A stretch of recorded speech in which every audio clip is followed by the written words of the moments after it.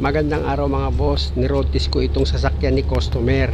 Dahil nga sa ang problema, pag may sakay siyang 2 tao sa likuran o kaya naman 3, tapos napadaan siya sa humps, malakas daw yung kalampag nitong sasakyan niya na parang may sumasayad sa ilalim. Sa pag-road test naman na ginawa ko, idinaan ko ito sa humps, kaya lang wala naman akong narinig na ingay o kaya naman yung sinasabi niyang kalampag.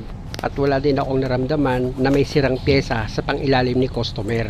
Kaya iilalim ako dito para makita ko kung ano yung sumasaya dito sa ilalim niya. At kung makikita nyo mga boss, itong muffler pipe niya, meron siyang tupi. Ibig sabihin, sumasayad niya itong sasakyan niya pag dumaan sa humps.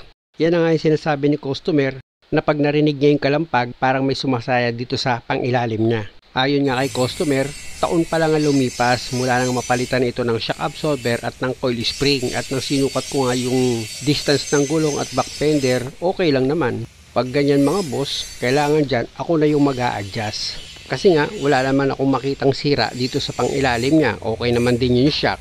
Dahil nga nang ni-road test ko, wala naman akong narinig na kakaibang tunog o kahit man lang lagutok o kalampag, wala eh.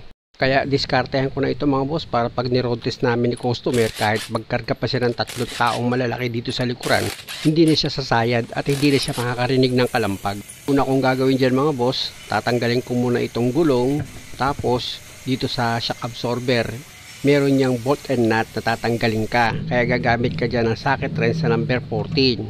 Tapos ang pangontra mo, box wrench sa number 14. Ayan mga boss, ilagay ko na. Tsaka ako ngayon luluwagan itong bolt.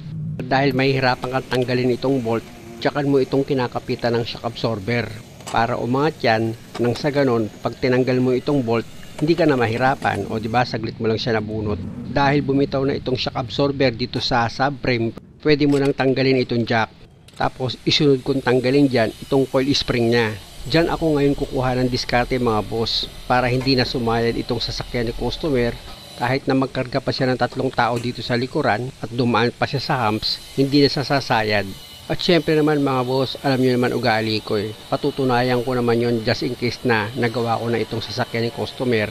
Magkakarga talaga ako ng 3 tao sa likuran, tsaka ako i-road test at idadaan ko yan sa humps. Kaya abangan nyo yung full video nito sa channel ko mga boss. At muli, maraming salamat sa panonood. Huwag kayong mag-alala dahil ipapakita ko sa inyo kung paano ko yan ginawa.